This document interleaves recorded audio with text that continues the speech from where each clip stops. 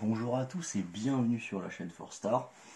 Aujourd'hui, nouveau deck profile sur le petit AOD. Donc ce sera pas un deck top méta, mais ce sera un super deck de BO1. Vous pouvez faire des trucs en tournoi. Et surtout, c'est un deck bien fun et bien aggro comme on aime. Présentation du deck, s'il y en a qui ne le connaissent pas, il est sorti il y a un an. Il a un permanent qui enlève les coups de couleur à tous les agents de la destruction. Donc par exemple, si on prend cette carte là, donc ça marche sur les battle cards et aussi les extras. C'est une carte AOD, elle a un coût obligatoire de 1 jaune. Grâce à ça, en fait, vous pouvez payer 1, mais de peu importe la couleur. Donc c'est cool parce que ce deck là il va pas demander beaucoup de réflexion pour charger. Vous allez juste avoir besoin de charger une bleue pour toute la partie pour user du stuff bleu qu'il va y avoir dans le deck en termes de renfort. Mais vous chargez à peu près tout et n'importe quoi, ça va pas poser problème. Effet du leader, quand il tape, vous pouvez prendre jusqu'à 1 de vos points de vie. Donc c'est un deck où vous allez essayer de vous éveiller très vite, hein. C'est recommandé, vous allez très vite exploser, très vite piocher, avoir une grosse main. Et malheureusement, par contre, c'est le défaut du deck qui va vite essouffler. Mais je vais vous en parler dans la phase éveillée. Éveil, 4 points de vie, c'est du détapin pioche 1, tout ce qu'il y a de plus classique. La face éveillée. Donc la face éveillée, toujours le même permanent qui réduit les coups de couleur, hein. Enfin qui réduit pas les coups de couleur, qui annule les coups de couleur. Activate main, une fois par tour, vous pouvez jouer dans votre main un AOD qui a un coût de 2 ou moins. Ça c'est intéressant, en gros, tous les AOD qu'il y a dans votre deck, hormis les unissons, vous allez pouvoir les target avec ça, à partir du moment où il y aura le moteur d'engine, le Babidi de la BTC sur le terrain. Deuxième Activate Main pour 3 énergies. Encore une fois, c'est unicolore, donc c'est vraiment un deck où vous en fichez des couleurs. Vous allez pouvoir jouer une unisson. Donc ça c'est intéressant dans ce deck là parce que je choisis 2 unissons qui sont très fortes. Mais dans n'importe quel autre deck, elle devrait se payer pour 4. Là dans ce deck là, vous allez pouvoir les payer pour 3, donc du coup il n'y aura que 3 marqueurs au lieu de 4. Mais elles ont un effet très fort et elles pourront bien impacter les parties lorsque vous allez les payer pour 3. Présentation du deck maintenant. On met le leader de côté. Babidi.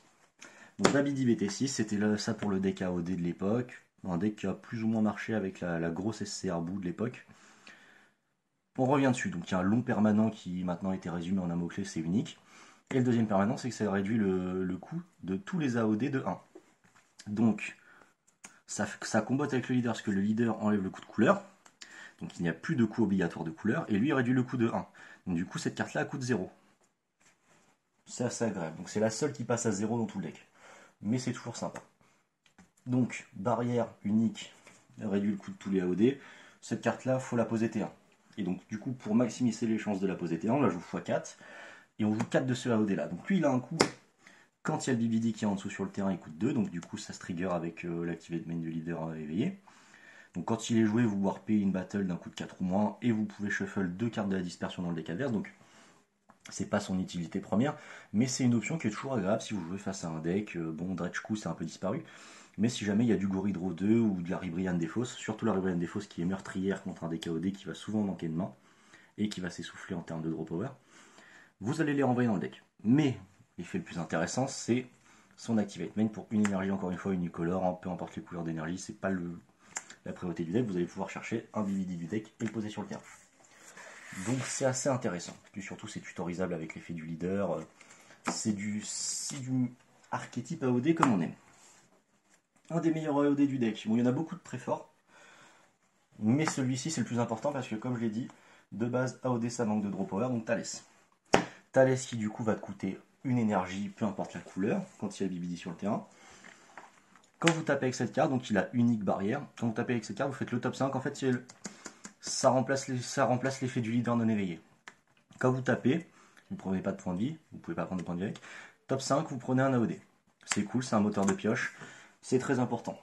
Mais après, il ne faut pas trop cracher sa main pour essayer de le sauver. Il faut essayer plutôt de maximiser ses chances de le rejouer une fois qu'il est mort, parce que votre adversaire va le cibler. Ce que vous ferez, c'est vraiment un deck où, si on le tempo et qu'on lui contrôle sa main, il s'essouffle vite. Mais la grande force de l'AOD, c'est son explosivité. Et donc pour ça, il y a aussi le Broly AOD. Donc, la carte est honnêtement stylée, hein. Les AOD sont stylés, hein. Bon, malheureusement, j'ai pas pipé le deck en prenant toutes les cartes foil en anglaise. Mais le deck est stylé et il a assez budget en vrai. Moi, souvent, je présente des decks budget et après, vous pouvez les pimper avec des cartes un peu plus chères. Autant quand il arrive sur le terrain, ce qui est le plus important, vous faites le top 3 du deck, vous prenez une carte, donc sans la montrer à votre adversaire, et les deux autres, vous les mettez en défausse. Attention, l'idéal, c'est de prendre des cartes une par une, parce que si vous avez 3 grosses cartes, ça veut dire que vous allez en jeter 2 dans la zone de dispersion, et c'est dommage. Donc si vous prenez le top 1 et que c'est déjà une carte bingo, bah vous la prenez, ça vous évitera de perdre une carte. Petit effet sympa, vous pouvez la défausser, récupérer n'importe quel AOD depuis votre zone de dispersion. Si jamais, par exemple, vous faites gérer vos BBD, vous êtes à court de BBD, vous voulez aller chercher un Hatchak dans votre dispersion, vous défaussez un, vous faites l'effet de 1 d'Hatchak, vous récupérez un BBD, et vous pouvez rejouer au jeu, parce que si on vous gère votre BBD, vous êtes dans le caca, bien sûr. Quand il y a le BBD sur le terrain, il passe à 2, ça s'active avec l'Activate Main. Vous faites l'Activate Main, vous demandez à votre adversaire s'il a une réponse. S'il a une réponse, vous ne jouez pas la battle, ça sert à rien de la gâcher. S'il n'a pas de réponse, vous faites plaisir. Bien sûr, quand il est joué, il pète aussi une carte de combat d'un coup de 5 ou moins. Il va avoir pas, mais il a mes KO. C'est bien aussi AOD parce que ça a aussi la gestion de board. Bon, malheureusement, par exemple, un Dark Broly, ça va pas gérer les grosses cartes, c'est 4 ou moins et 5 ou moins, mais ça fait le taf. Maintenant, on passe aux AOD qui ont un effet de contre. Donc, lui, contre-attaque. Pour 1, quand il y a le BD sur le terrain, pour une énergie, peu importe la couleur, vous contrez, vous jouez cette carte. Donc, c'est cool, ça fait une carte de 15k qui fait de la présence pour taper après au prochain tour. Ou alors du combo power comme n'importe quel Videl, 5k ou Vegeta ou peu importe, ou Roshi. Mais lui, c'est du 15k, ça tape. AOD, ça tape. Et auto, quand il est joué, vous pouvez jouer une carte AOD d'un coup de 2 ou moins depuis votre deck et vous le jouez sur le terrain. Donc les meilleurs targets possibles, c'est lui ce qu'il laisse, mais du coup ça va pas être autre chose qu'un 15k qui va taper. La super combo, d'accord, ça vous fait toucher une super combo depuis votre deck sans aller la piocher ou quoi que ce soit. En plus, quand elle sera sur le terrain après, elle aura un auto-effet Floodgate que j'expliquerai plus tard quand je reviendrai dessus. Ou alors, si vous faites gérer votre Thalès, après vous contrez, vous jouez votre Thalès, bah du coup il aura ses skills negate, donc il perdra barrière et pourra être géré par l'adversaire, mais s'il n'est pas géré par l'adversaire, vous récupérez votre moteur de pioche pour le prochain tour. Donc c'est vraiment une très bonne carte, c'est un contre, qui en plus peut vous créer des ressources en plus de contrer l'attaque, donc c'est vraiment un gros bonus.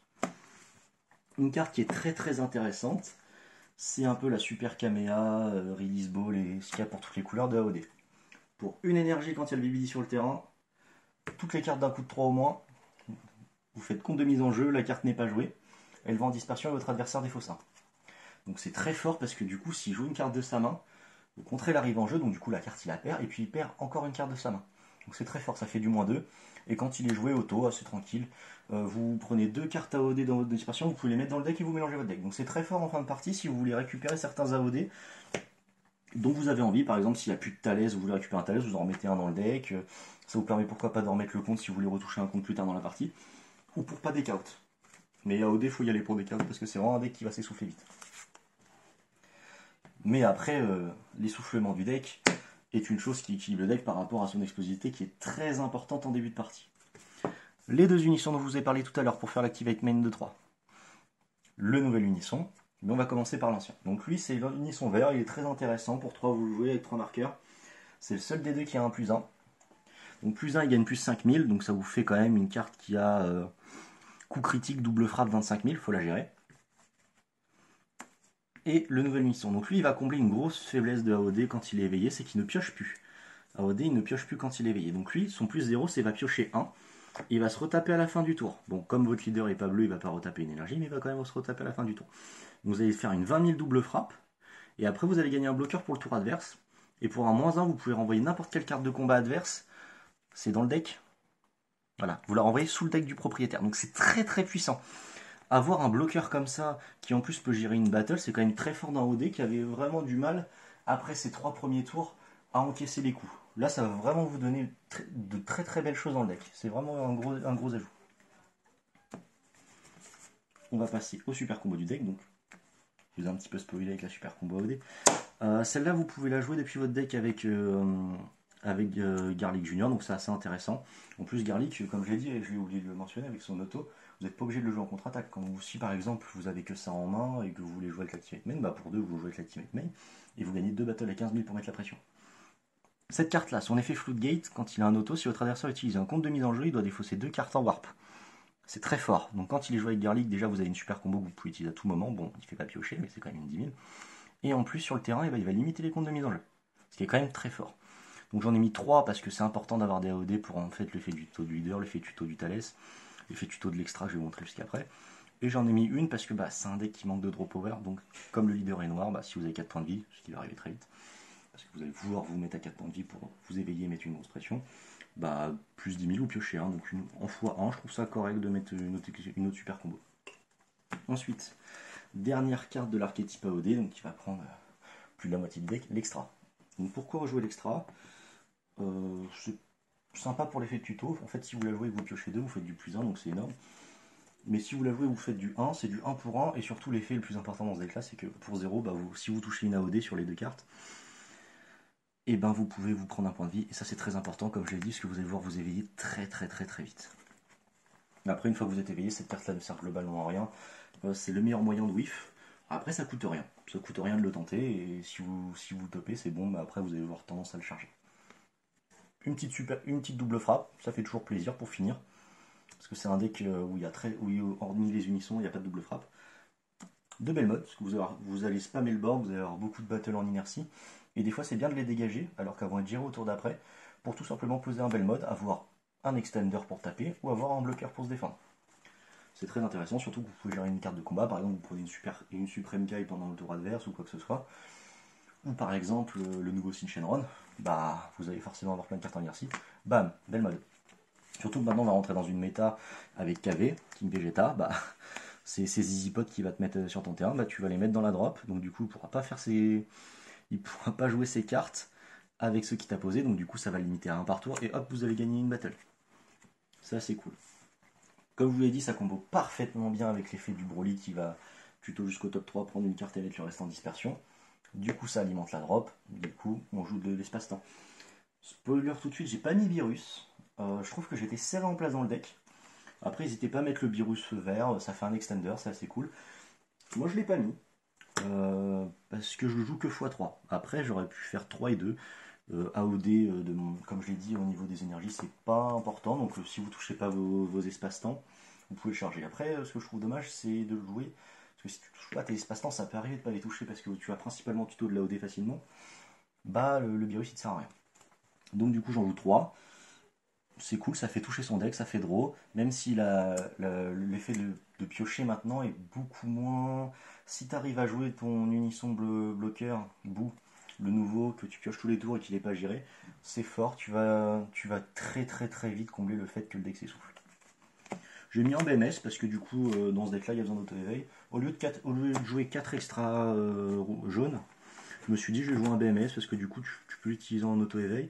Et aussi bah, ça reste une floodgate, hein. Il y a toujours des decks qui sont gênés par BMS, moins sur la dernière méta, mais ça peut faire le taf.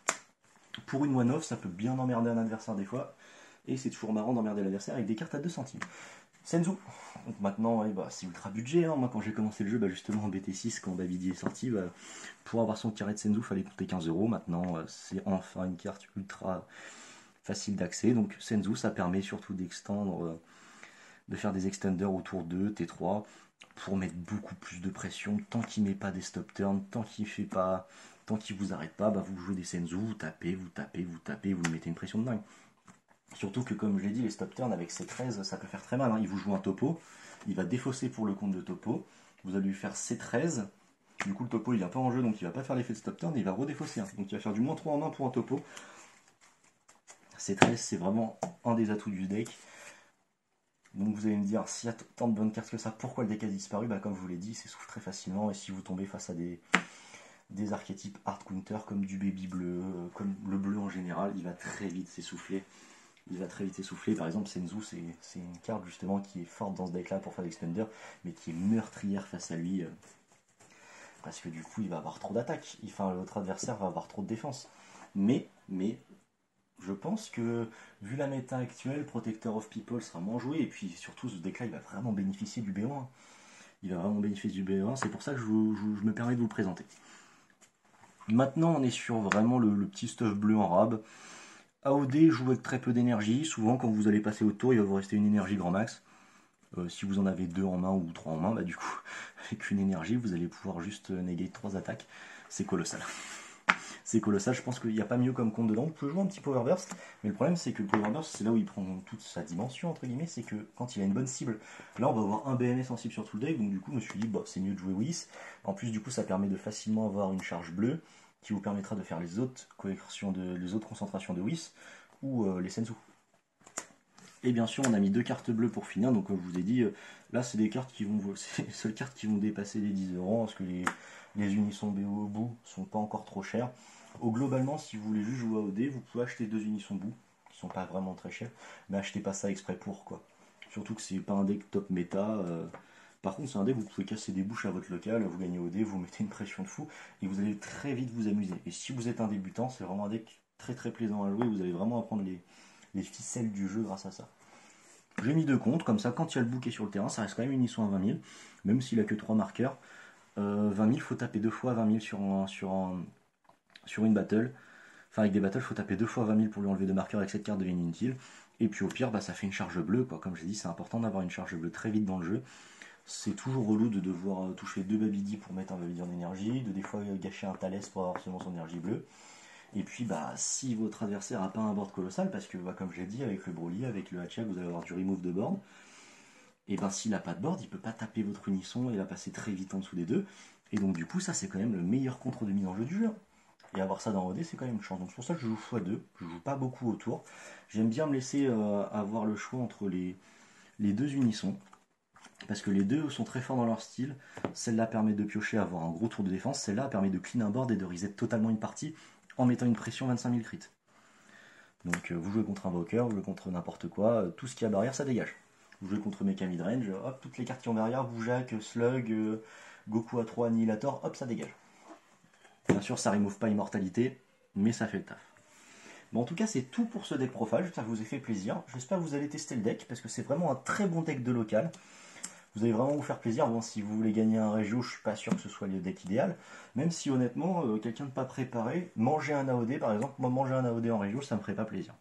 Bon, en tout cas, j'espère que vous avez pris du plaisir à suivre ce profil et je vous dis à bientôt sur la chaîne 4Star.